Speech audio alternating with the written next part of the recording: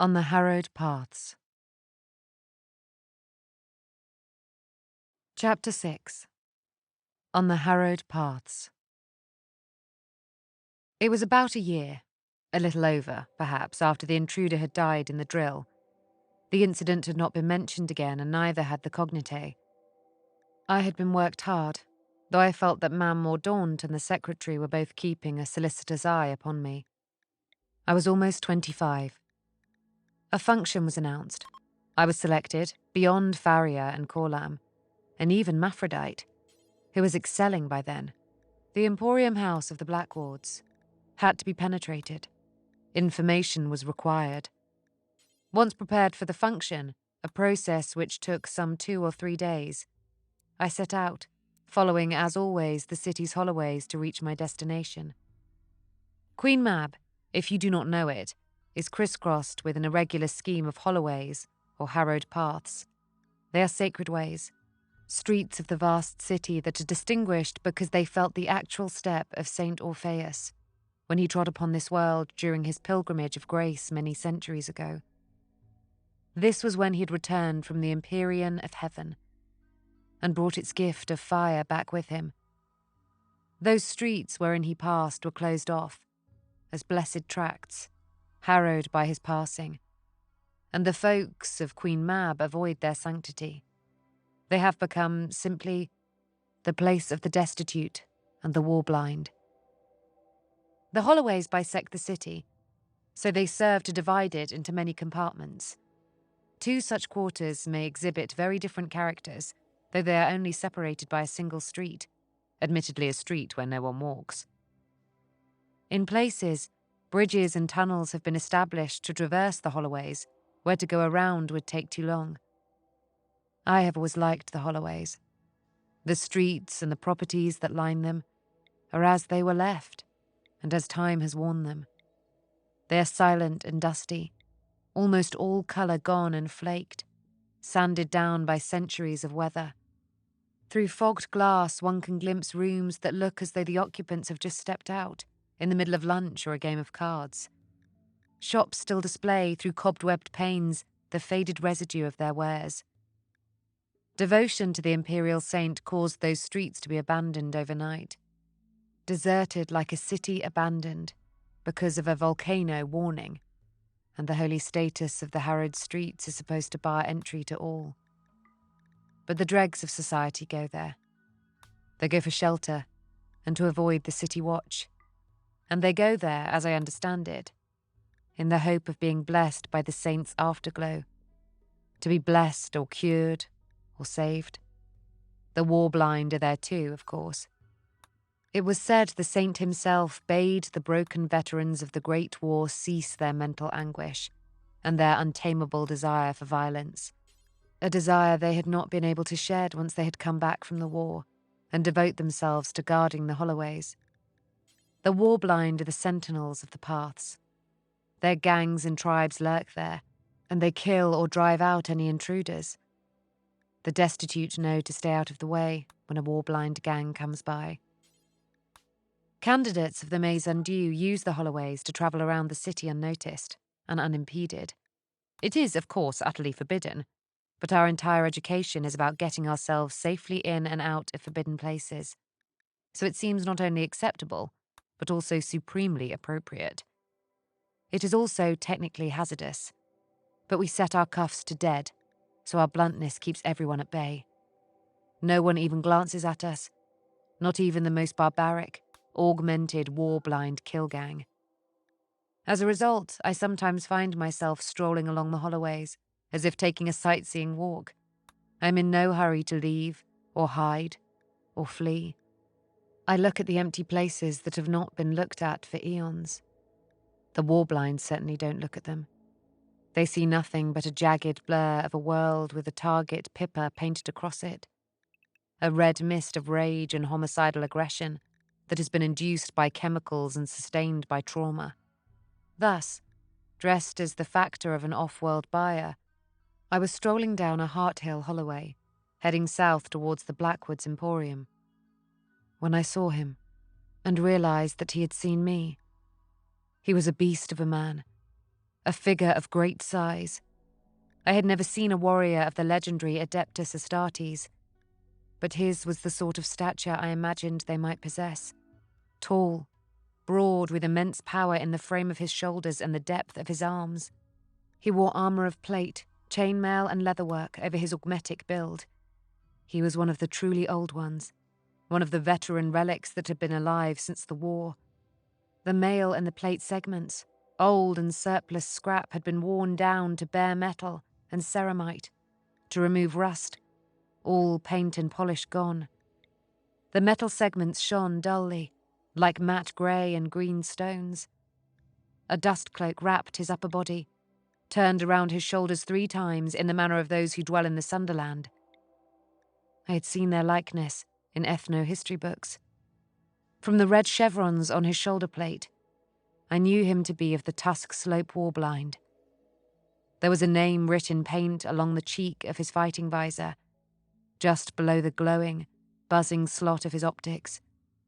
It read, in hobbled and Mabic, Death Row. Under the hem of his ragged cloak, his fists were full of inbuilt blades. I could smell the stink of him, even at a distance, the trash smell, the rotten perfume of the coarse, scavenged diet that sustained him.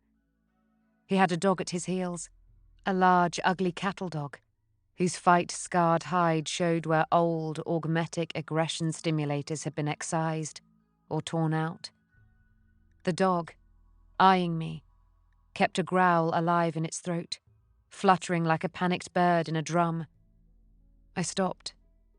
I shouldn't have, of course. I should have run. I should have run because he could clearly see me, despite my limiter cuff setting. The kill gangs never looked at the pariahs as they passed through their territories.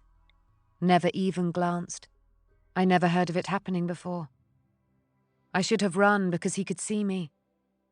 But that very fact arrested me and made me turn to him, fascinated by his interest. Death Row. The name was notorious. One of the most brutal warblind, a kill gang chief. Was this him in person?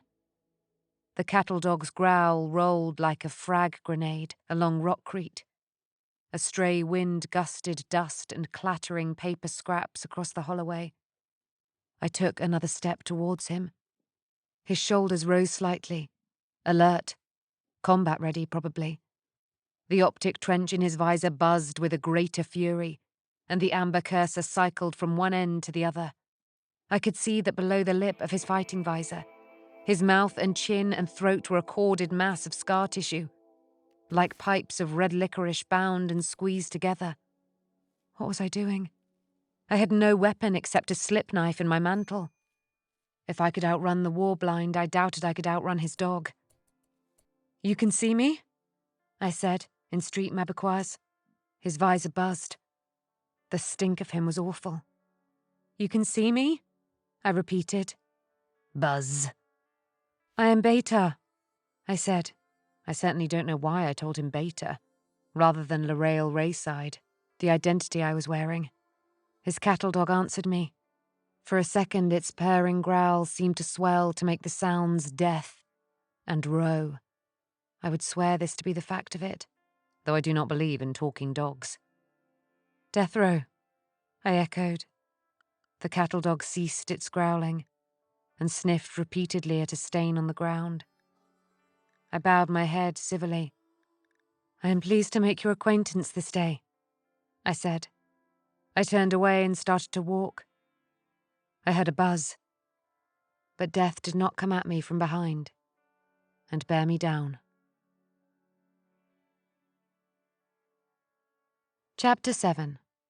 L'Oreal Rayside attends upon the Blackwards, a watcher at the school. My heart rate still elevated after my encounter with the warblind creature, I left the holloway under Hart Hill Rise and entered the busy streets of Ropeburn. This was an old and orderly quarter of habitation apartments, rising like grey cliffs above street-level commerciers and vendor sites. In some parts, sections of Queen Mab's old tram systems still operated, clanging brass cars with iron wheels and brightly painted wooden sidings rattled along the stretches of sunken track that was still viable, bearing shift workers and market goers, and the servants of high houses off on retail errands. At night, the cars were lit from within by gas lamps, making them little warm, gilded boxes of sanctuary, gliding and rattling through the darkening streets.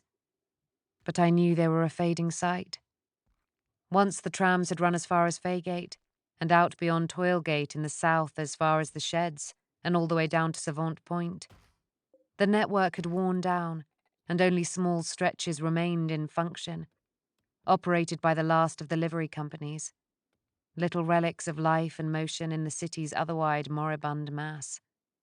Whenever I saw worn silver rails, half buried in the street cobbles, and thus knew myself to be in a quarter where the trams still ran, I involuntarily imagined the rails to be strands of the city's nervous system, embedded in its cobbled flesh, the last responsive neural filaments in a corpse, otherwise slipping away.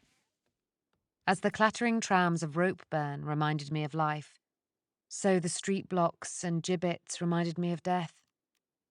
In older times, Ropeburn's fine and broad avenue Parnassus, lined with pollarded fepin trees and iron benches, was the city's place of public punishment and execution. The bold stone blocks, black iron platforms and drop-hatch stages are still there, drab with age, and the tie beams and spars still extend above the common street like flagpoles. The Emporium of the Black Wards lay on Gelder Street, just off the avenue, the corner marked by an especially brutal-looking execution stage, all pitch-caulked timber and iron bolts.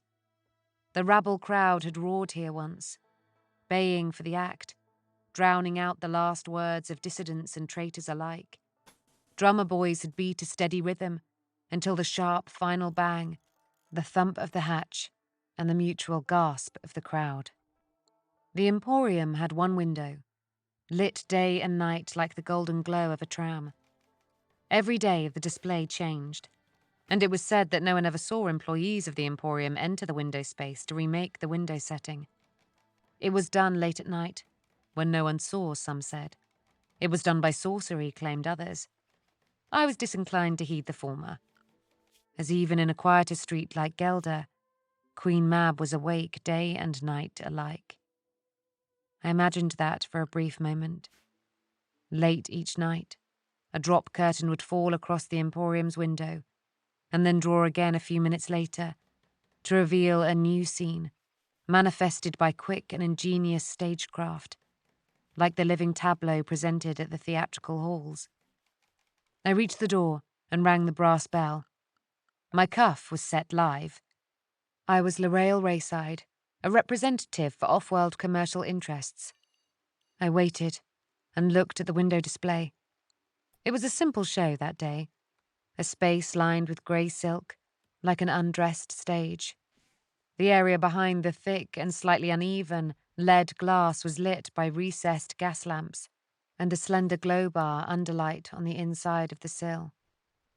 The items chosen for display were 2 dolls. Mannequins was perhaps a better word.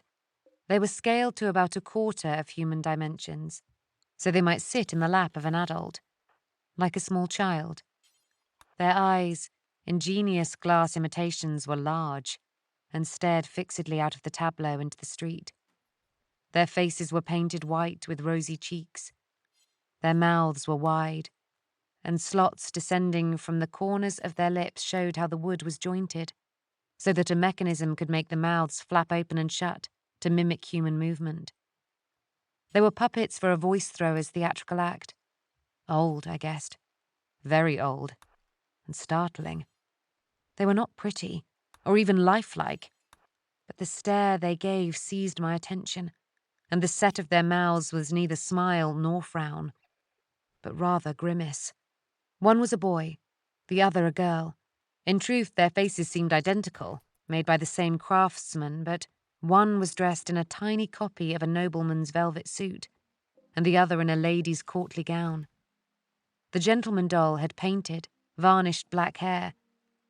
The lady had a bun of what I was sure was genuine human hair.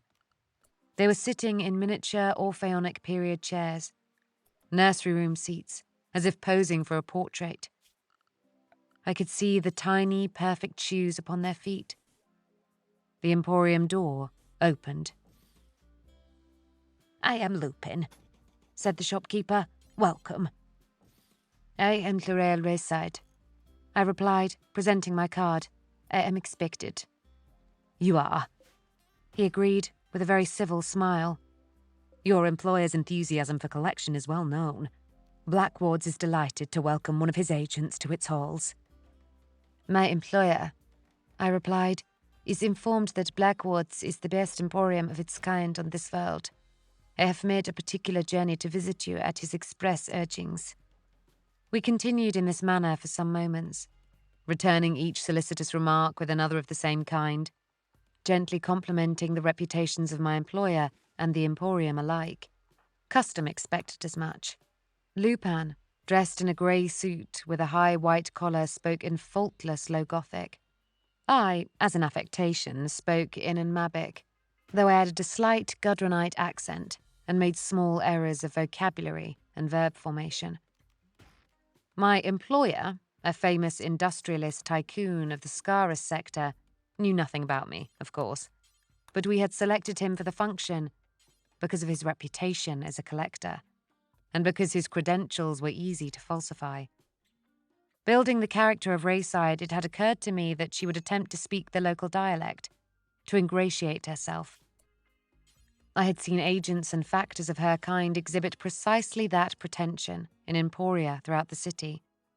In preparing the role, I also recognized that a high-scale factor would probably be older than my apparent flesh years. So I had subtly applied makeup to suggest I had benefited from expensive juvenile work, and played it as though there was a coquettish 60 or 70-year-old inhabiting my form. He led me inside. He was a slight man and prim. His mannerisms were deft and mildly fussy. Servitors, their faces porcelain, their elegant mechanisms whirring like the actions of long-case timepieces, brought us Solian tea and Nafar biscuits. He talked of everything. The emporium was a vast warren of rooms and halls, most lined with display cases or cabinets. There was a fustian gloom. Lupin arranged hovering glow globes to illuminate particular objects for my attention, lifting some out from under glass lids to show me. He held them in gloved hands or laid them out on rolled-out black baize cloths. Large items stood on plinths or hung from the rafters. It was like a museum of antiquities poured into a small townhouse until it was brimming.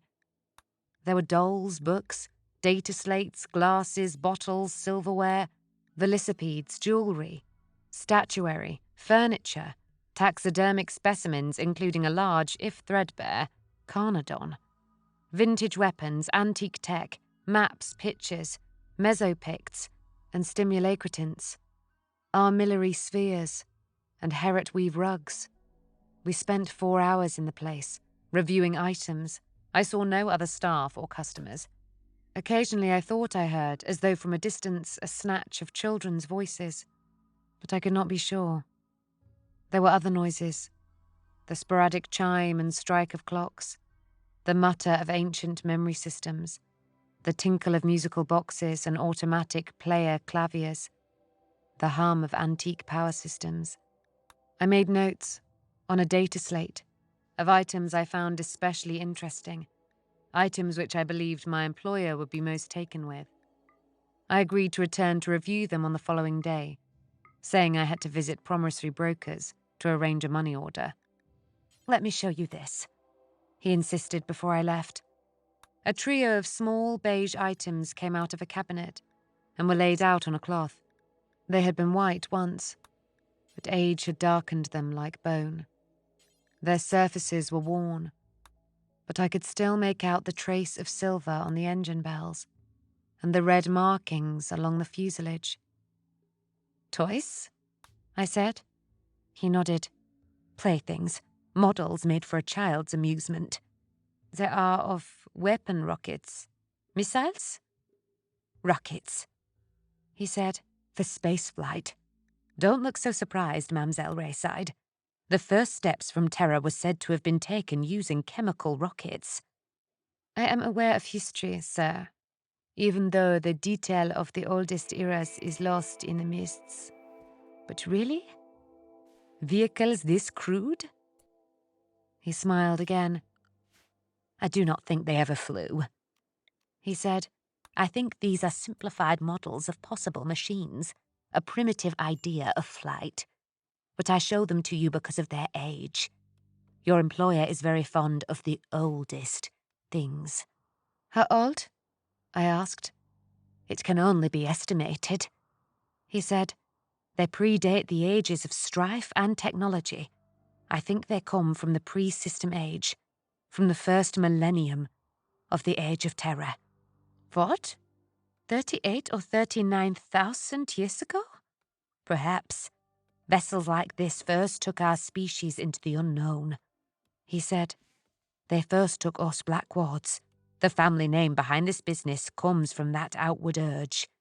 I think my employer will appreciate these, I said. What price do you ask? I will write it down, he said. And the markings on the side of the rocket ships, I asked. The letters in red? What does CCCP mean? No one knows that, he said. No one remembers anymore. I returned to the Maison Dieu that evening. I made my way up Highgate Hill as the last of the day's sunlight speared across the drab black tenements and high-habs along Borridon Way and the great canyon-like gulf of Orpheus Slope. I saw some of the sisters out on the parapets of the Scholam Orbis's west wall, gathering in sheets that had been hung out to dry in the north wind. In their red habits and starched white wimples, they were tiny figures upon the crumbling grey edge of the wall. But Sister Bismillah saw me and waved. I always liked to see her when I could, to sit with her and drink a glass of tea and talk of old times, or just to call upon her to say hello. She had all but raised me. I went up the dank street stairs, up the side of the rock and onto the approach, a platform of ragged flagstones that had once been part of the outer yard of the building complex. Instead of turning right into the skirts of the Maison Dieu, I turned left and climbed the flight of steps up to the Scholam's west wall. The north wind was buffeting. Ahead, like a piece of night, the mountains stood dreaming. The air smelled of starch and clean cotton. The sisters were team-folding the linen and stacking it in baskets to be carried below. Beta, said Sister Bismillah. She kissed my cheeks and clutched my hand between hers. Have you been out on business? She asked. Yes, sister, I replied. The school is teaching you well. Always. I don't see you so much these days, she said. I will do better. I haven't been into the school for a long time. How are the children? All are well as they are ever well. Some new poor things have come into our care. The white, starched wings of her wimple bent away from her face, like the hooked pinions of a gull. They contrasted sharply with the darkness of her skin. You have new sisters too, I see, I said. Sister Bismillah turned and acknowledged one of her sorority that I had not seen before. The sister was tall and slender, almost haughty in her athletic bearing, and her skin was pale. Her face was angular and her eyes were green. She looked dramatic in her habit and headdress, but not, I felt, quite right. She would have been more suited to courtly finery than the ascetic privations of a convent. I was used to playing parts. I noticed when someone else seemed to be, and was getting a subtle detail wrong. This is Sister Tharp, said Sister Bismillah. She has just come to us from the mission at Zusk. I hope you will be happy here, I said. I was. If I can do my duty, I will be happy, said Sister Tharp. It was no Zuskite accent, though a decent approximation. The flavors of her voice came from further away. This is Beta. said Sister Bismillah. As a babe, she was one of mine. Sister Tharp nodded. She returned to her folding chores, but she watched me. She was still watching me. 10 minutes later, when I said goodbye to Bismillah and followed the zagging steps down into the maze undue. Chapter 8. Witches of the Secretary. I had returned and washed and was awaiting dinner when I was informed that the secretary wanted to see me. We were in the refectory, all of us except Byzanti, who had not yet returned from her function that day. Corlem and Raud were playing regicide on Mentor Merlise's scuffed old board. Maphrodite, who was nimble and quick to memorize physical actions, was helping Pariah to learn the steps of a dance, a quadrille that she would soon be obliged to perform as part of her current function. There was much laughter from the younger students watching this palaver. Mentor Merlise came in, stood for a while to enjoy the amusement of the dancing, and then told me that the secretary had asked for me. I went up at once. The secretary did not debrief every day or even every function, but some missions were considered important, and he expected a personal report. I knocked, and he called me into his room. There was a large and welcoming fire burning in the iron grate of his fireplace, and his room was stacked as ever with books. They were his books, all notebooks, all filled with his own handwriting. They were of all shapes and sizes, for I believe he acquired them from many different stationers and binders. I do not know what made him write certain things in certain formats of book. I do not know how they were differentiated, or what sort of scheme he followed. The volumes were not even labelled. I do not know how he ever found any reference he went searching for. There were no other books in his room, no published books or books by other authors, no data slates, no memory spools. His notebooks, all sizes and shapes and colours and ages, lined the shelves, the skirting boards, the library tables, the mantel, the side desk, the writing table and the plant stands. They were packed in boxes under the settle in the chaise, and stacked in teetering towers against the walls between the bookcases, like the spires of a hive ravaged by clan war. "Come in, Beta," he said, pointing me to an armchair. I had to move a pile of notebooks onto the floor to make a seat for myself. He was perched on the chaise, a stylus in his hand and a notebook open on his lap. He had eaten. There was a tray of dishes waiting to be taken away. He often ate early so he could press on with his work into the evening. A bottle of Amasec sat on the small tray table beside him, along with a tiny porcelain thimble cup with a delicate handle. He liked a small Amasec now and then. It was his only vice, I believe. He did not use any other intoxicants, not even low sticks like Mam Mordaunt did. We never saw her smoke them, but we could smell them on her gown and hair. "How did you go today?" he asked. I explained it to him, and made a good account, though I left out the business with the war-blind and with Sister Bismillah, for he would have no interest in either. I talked about black wards, and made sure he understood that I fully appreciated the nature of the function. The Blackwards family's age-old business, in what they called collectibles, had resulted in them acquiring many unusual artifacts, if only temporarily, before they moved them to a buyer. The Ordos had believed for a long time that they were trafficking prescribed items. The purpose of the function was to determine if this traffic was deliberate or inadvertent, and to gauge the hazard levels of the items trafficked. I knew I would be visiting for several days as L'Oreal Rayside, examining their operation and stock under the pretense of assembling a portfolio for a mercurial and wealthy off-world collector. The secretary nodded along to my account and took some notes. He asked a few questions, the most curious of which was, "Were you noticed today?" I was puzzled.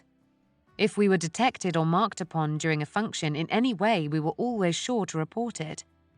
"I was not, sir," I replied. "Not going to or coming from the function?" he asked. "Not at all." He nodded. "Is there a reason, you ask?" He shook his head and cleared his throat. I heard the crackle at that moment. It was a particularly distinctive quality of his. The only one, in fact. The secretary was, I suppose, an unremarkable man. In his 50s, as I would guess, he was of average height and medium build, with ordinary hair, indifferent eyes, and a not unusual face. He wore dark clothes, and his voice was plain and level. Nothing about him really stood out, apart from his inordinate collection of notebooks, of course. And his cough. I do not believe his cough was the consequence of any illness. It was more of a nervous affectation or a habit. He simply cleared his throat from time to time. But when he did it, there was, behind the sound of the cough, another sound. A sound that lurked beneath like an echo or a shadow. It was a crackle. That is how I can best describe it. A crackle or prickle, like the fuzz of a Vox signal, like static, like something very brittle crinkling. It was curious. It was the first thing I ever marked about him. It would be the last, too. The secretary's name was Eben Lestrand. We only ever referred to him by his title. He coughed again, accompanied by that crackle of Vox static. It sounded as though he was trying to dislodge something gritty and fibrous from the chimney of his throat. "I have my reasons, Beta," he began. The door opened and a young man walked in without knocking. "I'm so sorry, Secretary," he said. "I didn't realize you had company." I started in genuine surprise. The young man, the intruder, was Judica Sowell. "Judica?" I asked. "Beta." He smiled. But it was a nervous, awkward smile. The smile of someone caught in the middle of doing something illicit. He glanced at the secretary, eyes hunting for a hint of what to do. "You came back?" I said, marveling. In truth, I was so taken by surprise, I didn't really read the trace micro-expressions of awkwardness to begin with. "I did," he said, laughing a breezy laugh and lighting a smile.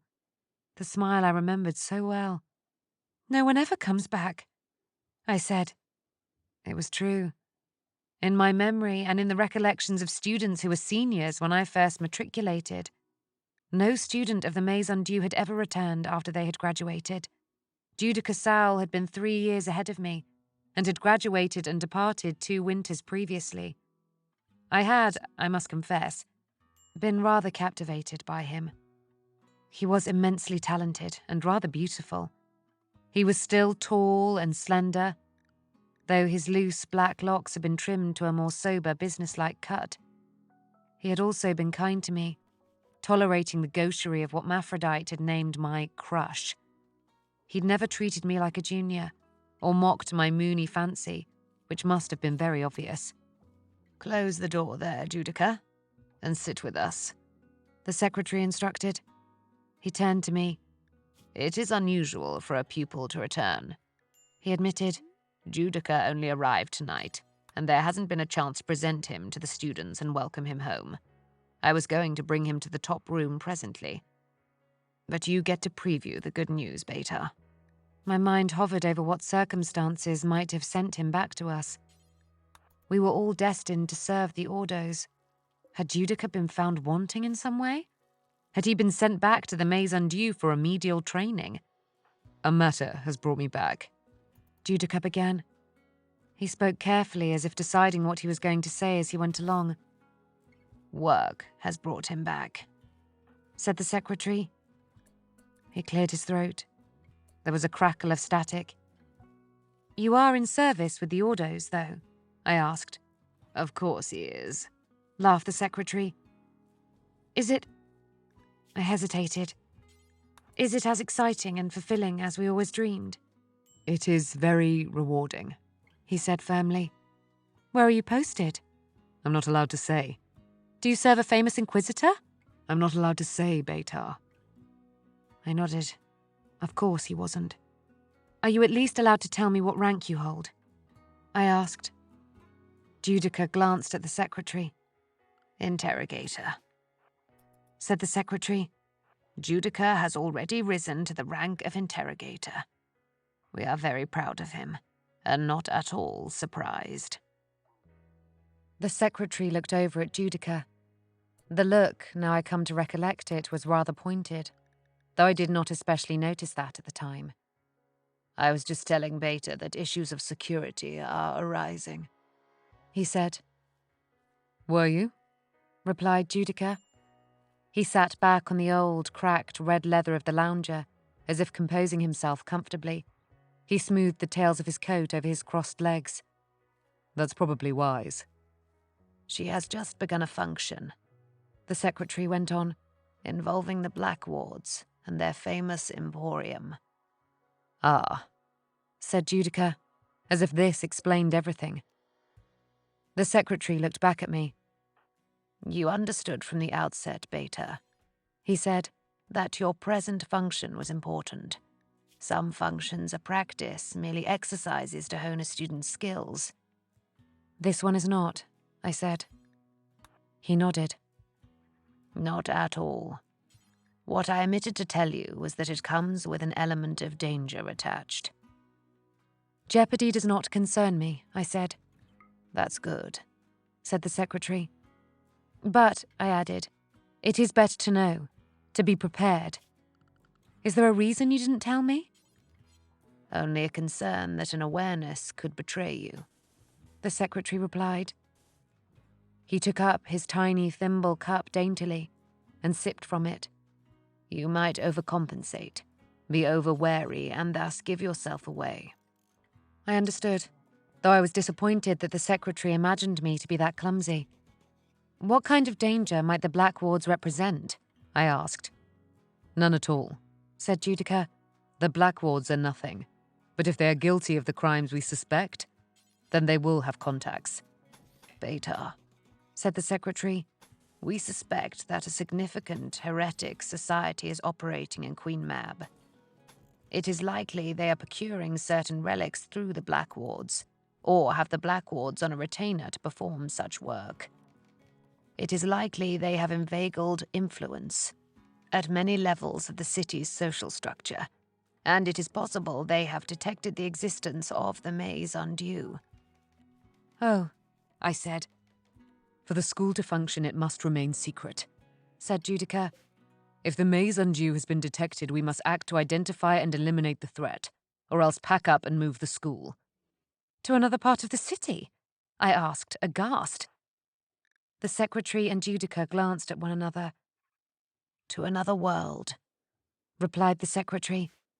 "If the Maze Undue is compromised," said Judica, "it will be necessary.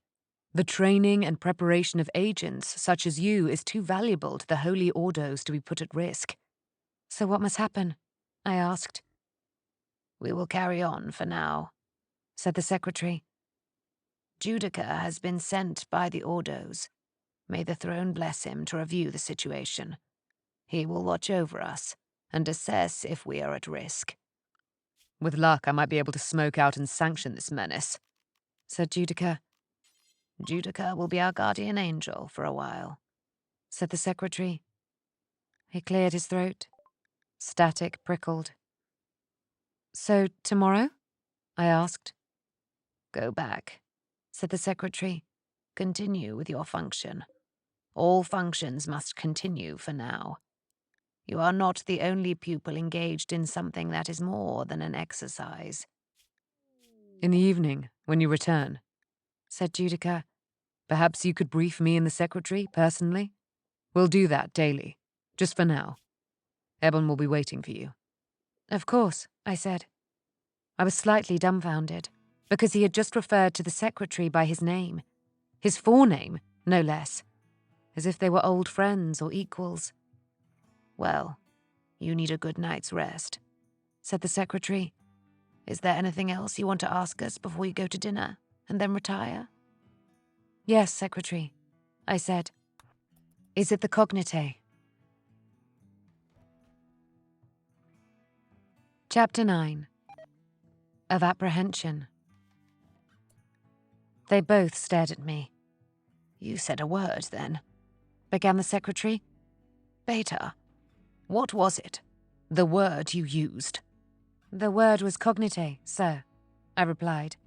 "And why would you use that word, Beta?" he asked. It is a deduction, sir, I said plainly. A heretic society of influence and power? That is what I understand the cognite to be. So I asked the question. When did you ever hear such a word? Asked Judica stiffly. Last year, I replied. I didn't much like his tone. It seemed as though he was preparing to scold me. The secretary could scold me. Any of the mentors could, except perhaps Merlise, who frankly did not have it in him to be harsh. But Judica Sowell could not even if he were a high and mighty interrogator these days. I looked at the secretary. When the man broke in last year and attacked Mentor Sauer, he said the word before he died. Mentor Sauer told me it was the name of a damnable and black society. I told all this to Mame Mordaunt. She did. The secretary told Judica. She did, indeed. It was an unpleasant incident, which we had hoped would be isolated. He looked back at me. He cleared his throat, but still the static would not clear away. Beta, he said carefully. I do not believe that either Thaddeus or Mame Mordaunt told you very much about the cognite at all. Yet you presume... It was a deduction, sir, I said. I simply made a deduction and connected the few facts I knew. Was it wrong of me to speculate? Was it wrong of me to ask? Not at all, said the secretary. I think it's very fine that you did. It proves that you are among our very best, and that your temper is of the finest quality. I saw that Judica was watching me very carefully. I don't think he liked hearing me complimented in this way. I had once found those eyes so very appealing, but now they seemed dark and hard, like the copper coins they place on the eyes of the dead down at the Faygate charnel. Do not mention the word or the idea to anyone, the secretary told me. I will prepare some notes for you, personally, that we can review tomorrow. A few pointers. Thank you, sir, I said. You know that the cognite impersonate, don't you? Asked Judica. Yes. They act to effect infiltration, and they are trained in methods very similar to the ones we hone here at the Maison Dieu. That is how it seems to me, I agreed. And they impersonate even servants of the Holy Ordos. They do, replied Judica. So be on your guard. If anyone confronts you and shows you a rosette to prove his or her authority, do not believe it. I will not, I assured him. What should I do instead? I asked the secretary, as an afterthought. The secretary hesitated, so Judica answered me instead. Kill them, he said. I had little appetite for the evening meal. I picked at it. No one seemed to notice because the secretary came in and brought Judica to show to everyone. Faria, Corlam, Byzanti, who was, by that time, returned for the day, and Maphrodite had all known him in the old days, and they leapt up to greet him and quizzed him incessantly. He laughed and answered their prattle evasively. Through it all, he kept looking past them at me. His eyes were still hard, like the coins of the dead. I went off to my room to sleep. From the refectory I heard laughter and voices, and later, a viol and tambour. Later still, the Maison Dieu was silent. I woke, in the pitch darkness of night's deepest part. The house had gone to sleep and the lights had been put out. I had fallen asleep in my cot, over the book I had been reading, and my lamp had burned out. I had been dreaming. In the dream I had seen endless dusty shelves lined with bric-a-brac, a piece of dream that I presumed had been inspired by my visit to the Blackward's Emporium. I fancy that at some point the dolls from the shop window turned up too, and spoke to me, or rather made silent clacks of their wooden mouth mechanisms. I felt eyes watching me as well, throughout the dream. I did not see the face the eyes belonged to, but they seemed as hard as copper coins, so I presumed they belonged to Judica Sowell. I should say, for the record, that I set no store by the content of dreams. I have yet to be convinced by the work of dream readers and oneirocritics, and have little belief in the prophetic nature of dreams, even though the good and the great of mankind's imperium have often been led by clear and precise dream visions down through history. Dreams haven't, in my experience, had any authentic currency, and I mistrust those who fancy otherwise. Dreams are too ephemeral, too flimsy. They are simply the events of the day, disjointed and lent odd emphasis by our resting minds, and then swirled about like leaf litter in an autumn breeze, so that they seem to possess a life of their own and seem to shuffle into some cryptic meaning.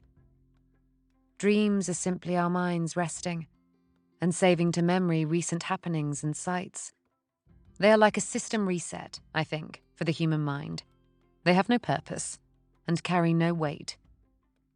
Nevertheless, they can be unsettling. I awoke in the dark and felt, with a false certainty that dreaming can reinforce, that the eyes were still upon me. It was the most curious feeling. I lay still for a moment, imagining it to be my dream lingering.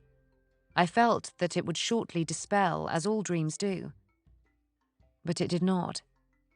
I felt that I was not alone, or rather that there was, in the maison Dieu, some intrusive presence, a force, some malign entity, that had got in while we slumbered and was spying on us all.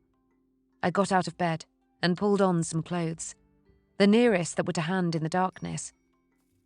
It was cold, distinctly cold. Given the high position of the Maison Dieu, it was often cold during the night, when the winds off the mountains assailed Highgate Hill. But this cold was peculiar. I struck a match, not to ignite my lamp and gain light, but to hold up a flame. It flickered and bent. It was as I thought. The Maison Dieu was old, and it had significant character and idiosyncrasies. Live in a place like this long enough, and you come to know them. I knew that in my room a flame would only stir in a breeze, if the breeze was coming up along the hall from the west end of the landing.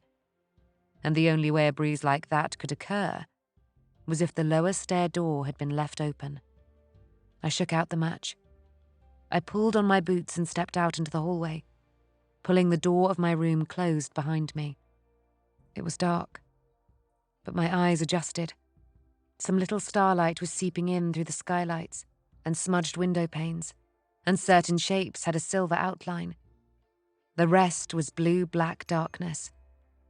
I could plainly feel the breeze now, gentle but distinct. I was sure that no one had intruded. Someone had merely left a door unlatched down below. The Maison Dieu was soundly guarded by wards and charms, by sensors, by motion detectors, and by tripwires, especially in the ragged hem of the skirts. It was not a place that someone could simply break into undetected. Except the man in the drill, the ruthless cognite agent. He had broken in. I steadied myself. The key word was undetected. If someone had broken in, the alarms would have been tripped. The cognite assassin had broken in, but Mentor Sauer had discovered him before he could penetrate beyond the drill. I reached the stairs, looking down over the banister rail into the deep, tight, long drop of the wooden staircase. I could see very little.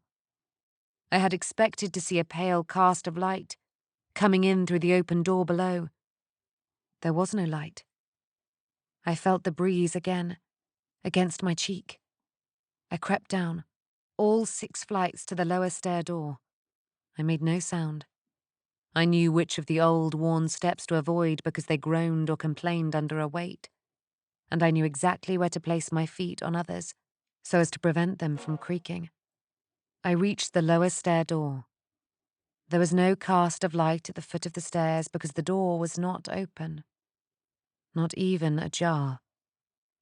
It was shut and bolted from my side, the inside. There was no breeze. Not even the slightest cold gust slid like a knife around the edges of the door. I started back up the stairs again. I confess that I was experiencing a little anxiety. My solid, rational explanation had been disproved. I went back up the stairs. Halfway up the 6 flights, I misstepped and made a stair creak. I froze. I am I Prince waited. and Emperor. Nothing moved. Nothing else made a sound. I breathed out and mentally scolded myself. Anxiety had made me careless and had forced an error out of me. Anxiety engendered haste. Mentor Sour always taught us, and haste breeds carelessness. Carelessness is your enemy. Carelessness is not big or strong, nor even menacing, but he is an enemy that will kill you quick enough. Knowledge, for the other part, is an ally. Use knowledge and he will guard and repay you. Do not allow carelessness to make you turn your back on knowledge, not even for an instant. I knew the house. I knew the Maison Dieu in intimate detail. And that was my ally. My knowledge. But here was treacherous carelessness, forcing me to ignore that knowledge and step upon a wooden stair that would betray me. I reprimanded myself and resumed my ascent with greater confidence and determination. Back on the landing, where I had begun my descent, on my own hallway, I stood for a moment. I felt the breeze again, quite distinctly. It could not be coming from below. That I had established. There was only one other possibility. It was coming from above. Now, above my hall, the staircase leads onto landings and ladders and a cluster of disused attics. We didn't go up there because the floors were rotten and unsafe, and so I had not considered it. But if an attic window had swung open, or a section of old slate work fallen away, that would explain the breeze. I went up. The stairs took me to the next landing. Then a ladder gave me access to the roof hole, and I pulled myself up into the attics. It was dusty. Fearsomely dusty. As dusty, I fancied, as the legendary City of Dust, said to lie out in the Sunderland. I wanted to cough, but I kept the dry tickle under control. The attics were spaces of beams and rafters, of platforms and planked shelves, of stone walls with old windows, which had been internal for centuries after some conversion or extension, but which served now as doors into other compartments. The ceilings were low in some places, and towering in others. Slopes of tiled skin and wooden rib. Cobwebs drifted like smoke. We had come up as children, when the attics were a place of escape and recreation. The ceiling of the fourth hall had fallen in after heavy rains, and after that we were forbidden. I remembered it, though. Every turn and nook. I saw places where we had scratched our names on beams or slates or brick. Many names. The names of pupils who had been forgotten long before I ever came into the Maison Dieu. Here, still, was a doll. A little pale thing with a china face that some pupil had set upon a cross tie years ago and had never come back for. We had found it during our explorations, thick with dust, but had not dared to touch or move it. It belonged here. As I saw it that night with more adult eyes, I felt it had not been so much set down and forgotten as deliberately placed, as if this cross-tie was its new station in life, a seat from which it should watch and guard. In another place, I found a small glass beaker that we had left there 8 or 9 years before.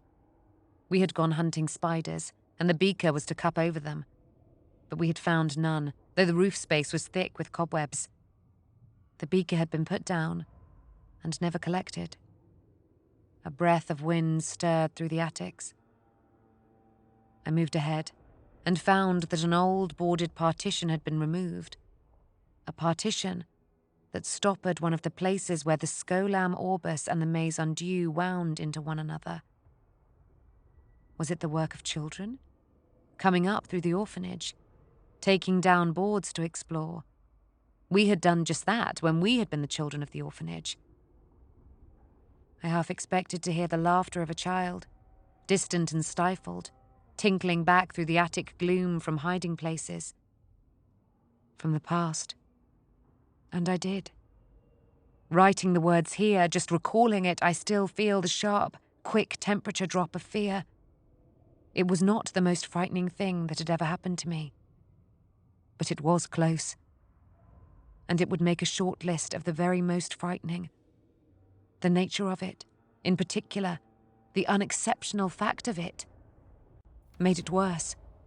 An everyday sound, rendered uncanny by the situation, and delivered on cue. I told myself it was simply my fancy. I reassured myself that it was a self-suggestion. I had been thinking of it and my imagination had supplied the rest. Then I laughed out loud, realizing that an instant of fear had deprived me of my sensible faculties. I had barely considered the simplest and most logical explanation. It was children. It was children from next door sneaking in and exploring after dark. I clambered over a low beam, dislodging decades of dust like talcum powder, and entered the next part of the roof space world, honing in, as I thought, on the laughter I had heard. But through the space, across the next boarded floor of the attic, no dust was disturbed. I was lithe enough, and I had not been able to move without swirling the stuff around. If children were here, even small children, there would be footprints on the boards. Then, just ahead through the beams and cross ties, I glimpsed something move. Something white, spectral, as it seemed to me. I moved forwards. It did not hear me at first. Then it turned and found me facing it. "What are you doing here?" I asked Sister Tharp. "And how have you left no footprints in the dust?" Chapter 10, which concerns a desperate struggle. Sister Tharp stared at me, her green eyes like the active lights of a weapon visor. "I did not hear you," she said. Surprise had taken even more of the fake Zuskite accent out of her voice. "You were not supposed to," I replied. She composed herself. She was in her sorority's robes and her starched headdress had caught the starlight, making the whiteness I had glimpsed. "Beitar, isn't it?" she asked. She knew full well. Even in the low light, I could read her face. Surprise, the awkwardness of being caught, and by me especially. She was trying to hide all of that, of course. "Sister Tharp," I said firmly, "what are you doing here?" She shrugged. "I confess I could not sleep," she said. "I am new here, new to the Skullham. I could not settle, even when all the children were soundly off. I thought I would look around, explore. I thought the activity might calm me, and may the Emperor protect, tire me enough for slumber." "You are not in the Skullham," I said. "You are in the Maze Undue." "Am I?" she said. "I had no notion." A lie, easy to spot from tone alone. "You must have known," I said. "You took away boards and came through a wall space that had been shut up." "I didn't realize, Beta," she said. She used my name. An interesting ploy meant to diffuse the tension. I wasn't having it.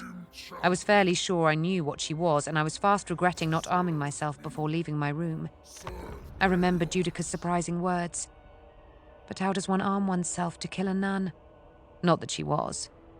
This Tharp was no sister of the orphanage, though she had shown sense in keeping her robes on when she went spying, so she could claim to have taken a wrong turn on her midnight walk if caught. "Who are you?" I asked. "Bismillah told you," she replied. "Sister Bismillah doesn't know you either," I replied. "How have you not disturbed the dust?" She glanced down and saw that I noticed the unnatural manner of her passage. She looked at me squarely. "Let me pass," she said. "Let me go back to the orphanage. This is a mistake. Let me pass, and I won't have—" She stopped. "You won't have to do what?" I asked. "Hurt me." "I don't want to hurt you," she said.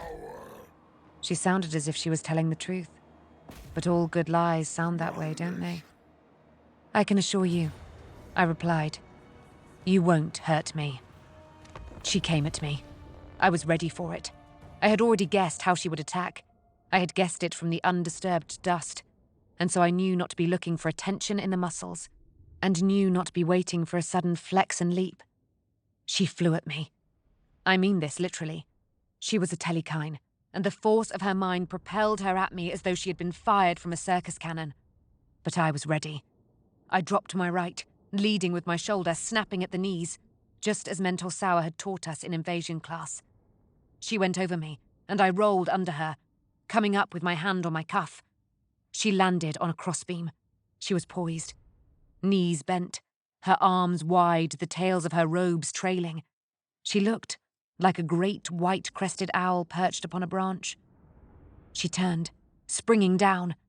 Dust kicked up around her feet as she landed. Her mind was no longer lifting her. It was reaching for me. I felt it close around me, like the coils of a constricting snake, pinning me, pinning my arms, imprisoning me. I turned my cuff to dead. The null of the pariah broke her grip and cancelled her outreaching mind. She cried out, in shock and distress to find her extension gone. The telekine, so used to the freedom of mental agility, always feels especially deprived by the unlimited blank. She stumbled, the heel of her palm pressed against her forehead in pain. She cursed in a language I didn't know. She lunged. I read the placement of her feet, the angle of her body line. I made a passing block as Mentor Sauer had taught me. I was utterly unprepared for her strength. Even the impact of deflection threw me sideways. I hit a cross-tie with my shoulder, bounced off and gasped in pain. The impact rattled dust and cobwebs out of the rafters, and the blackness of the roof space, swirling it around us like flour from a sifter. Now, a kick came. It was impeded slightly by the skirts of the sorority robe she was wearing. I ducked under the cross-tie I had struck, putting it between us, and her kick splintered the old wood, shaking out more dust like powder snow upon us. I backed away. She swung under the tie and threw a chop with one hand, followed by a jab with the other. I blocked the first with a forearm and twisted my body to let the second pass my ribs. Just blocking hurt. The slap bruised my bones. The old boards under us were shivering and quaking. She kicked in again, a spin kick. I leapt out of its path, then caught her ankle and wrenched it, hoping to flip her off balance and onto her face. But her balance was superb. She adjusted, on one leg, and turned the sweeping kick into a heel punch. Her foot, trapped between my hands, pistoned into my chest. I fell backwards, and my shoulder blades crashed into another cross-tie, bringing down a further deluge of dust. Winded and slightly stunned, I could not recover, but fell backwards under the tie, rolling and coughing. She came under the tie and reached for me.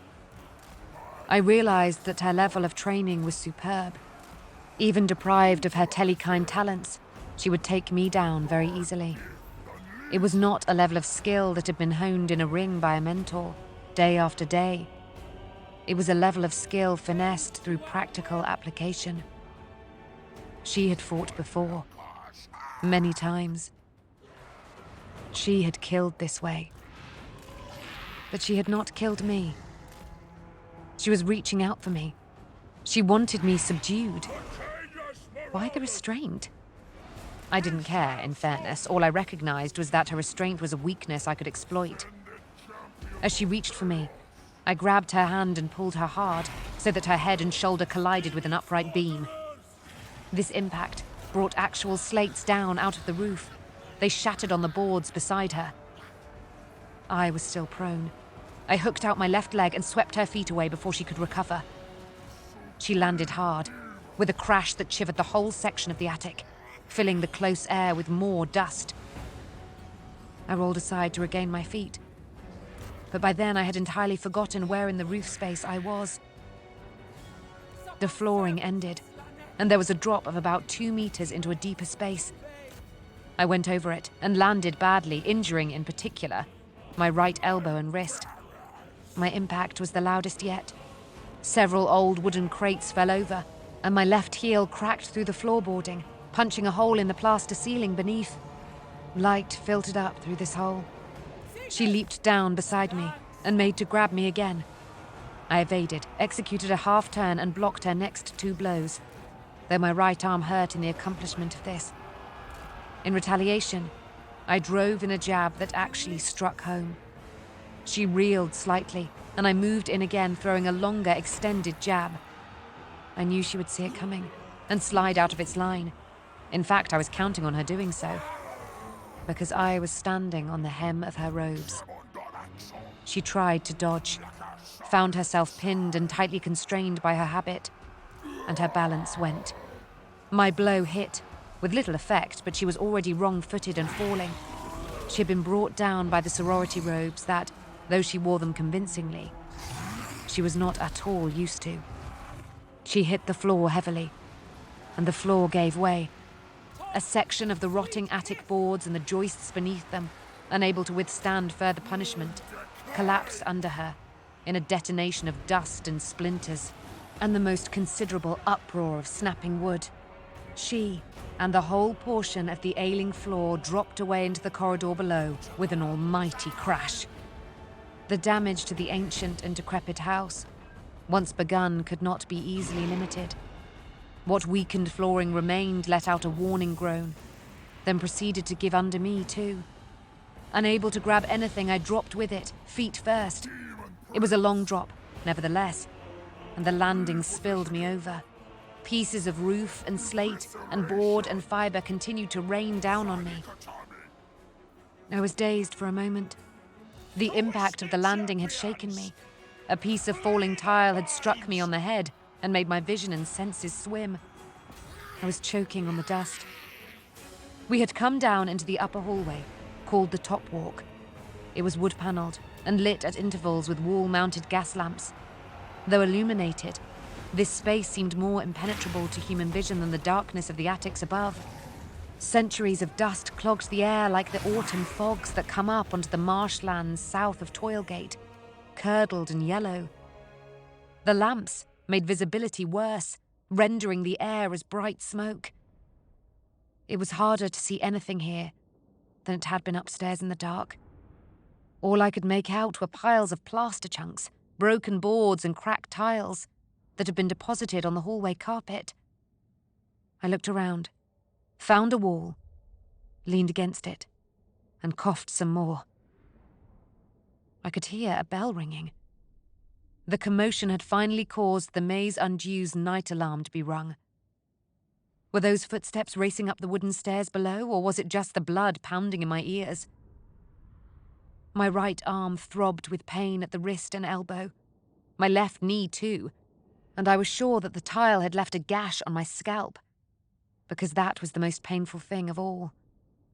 I searched for her in the swirl. The yellow dust seemed sulphurous and toxic.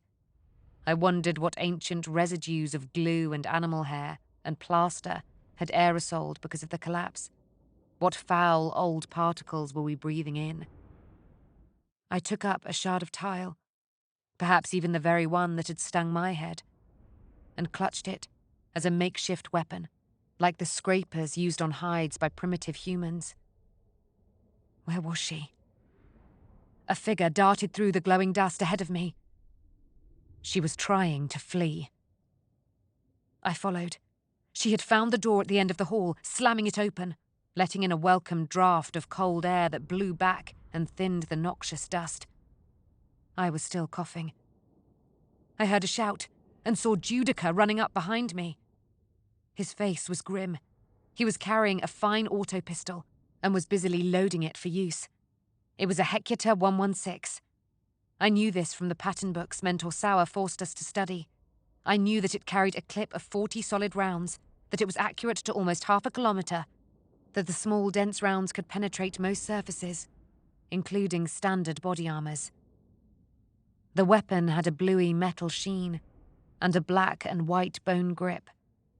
That meant it was a custom-finished piece. A vanity gun, not bought from an armourer's standard stock. A vanity piece.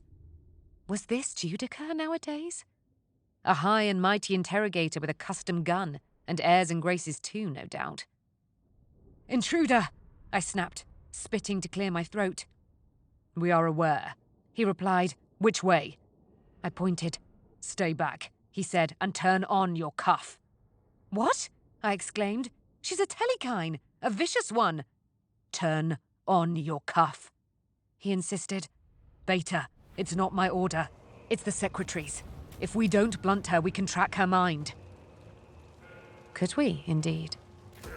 I knew of no one in the Maze Undue who had such psychic gifts. But then we knew nothing about the faculties of the Secretary or the other mentors. We had never seen them tested by such an invasion. I set my cuff to live. Judica led the way down the hall, the pistol raised. He looked like he knew what to do with it, but then Sauer had trained him too. The air was filmed with dust, but visibility was better. We spotted her, dashing into the opening of a small, narrow staircase that led back up into the attics. Perhaps she intended to double back through the rambling dimensions of the roof. Judica rushed up after her. I was close behind, close enough to see him come up over the lip of the attic floor and take aim. The gunfire was deafening in the closed space. Flames barked from the snout of the gun. The shots ripped into crossties, shattered wooden crates and the dry and empty bottles inside, and punched out some of the tiles. Each impact was an explosion of dust and splinters. Sister Tharp had taken cover. We saw her dart, low from behind a stack of packing crates, towards the more significant shield of a brick chimney breast. Judica fired again, stitching 3 shots across the chimney that painted the air red with brick dust. He paused, edged around and fired a 3rd burst. This time, he hit something more significant. Something flopped onto the blackened boards. I thought at first he had killed her, but it was simply her starched white headdress, mangled and dirty. I felt a sudden, wallowing ebb of telekinesis. Judica was about to resume firing. "Wait!" I cried. He did not. He blasted again, a stream of shots. Sister Tharp had emerged from behind the chimney stack, striding out to meet the bullets. She was smiling. Her headdress was already missing. As she appeared, she stepped out of her sorority robes too, all badged with soot and dust, and freed herself of them. It was a curiously sexual maneuver, letting her garments fall away behind her. She was like a courtesan in the comfort of her boudoir, advancing lasciviously upon her client.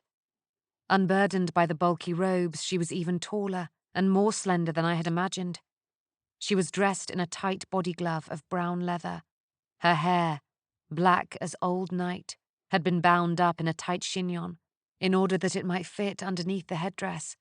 She met the bullets, a sharp, fluid gesture of her right hand, as one would make to brush aside a persistent horsefly, made them all turn aside at right angles and rip into the underside slope of the roof, shattering the slates. Judica snarled and fired again. She cried out in reply, a growl of defiance, and raised both hands, stopping the next 6 rounds with an invisible wall that squashed them flat and sent them scattering like coins onto the floorboards. "Desist," she said. She made a clutching gesture with her right hand, then jerked it aside. The gun ripped free of Judica's grip and flew across the attic. He threw himself at her, but she crossed her arms in front of her body, her fingertips aiming at the floor. And Judica left the ground. She drove him up into the roof, cracking a rafter and smashing roof tiles so they rained down everywhere. Then she threw him aside. Judica slammed into a crosstie and tumbled onto the floor. I knew he would not be getting back up for some time. Part of me sincerely hoped he was not badly hurt. The integrity of the Maze Undue, and the personal welfare of a boy whom I had been smitten with for a long time was at stake. In that regard, I was vengeful and unrestrained. But part of me thought he deserved the bumps and rough handling because of his foolishness. We were blanks, and we go against a Telekine Limited? What had the Secretary been thinking? What was Judica Sal thinking? Why were we ignoring our key strength and our basic training? I had reached the pistol, where it had fallen. I would take it up, Disarm my cuff and force her to surrender or forfeit her life. I reached for the gun, but my grab was arrested. An object suddenly pinned the cuff of my tunic to the floorboards. It was a long silver pin, driven in like a railway spike by invisible hands. I was trapped, unable to pull my sleeve free. The gun, tantalizingly out of reach, rose up and flew away to the very far end of the long attic. The silver pin dug itself out and raced off into the air like a guided missile. My hand freed. I rolled and turned. Sister Tharp walked towards me, the silver pin orbiting her like a pet bird. A second silver pin, twin of the first, drew itself out of the tight bun of her black hair and began to rotate around her in an opposite orbit. Every time they passed close to me, I heard them hum. Beitar, She said, this was not supposed to occur. an unfortunate turn of events. I'm leaving now. Do not attempt to obstruct me. She will not have to. The psionic pronouncement made me wince. Mind voices are often ghastly contortions of their owner's flesh voice. This was scarcely human. I saw sudden and considerable alarm across Sister Tharp's face. Something came up into the attic to join us. I did not know where it came from, apart from out of someone's mind. Though in fact, the thought out of the demonic maelstrom also occurred to me. It was a thought form. I saw it as a blur of reddish light, like a piece of a swollen, bloody sunset fashioned into a vaguely human shape, and then allowed to walk free. It oozed up into the cold darkness of the attic and faced Sister Tharp. It sizzled. It crackled and seethed, as though it was made from a swarm of angry neon insects, or as though it was a scorching radioactive thing that was cooking the very air. Then, the true battle began. Chapter 11.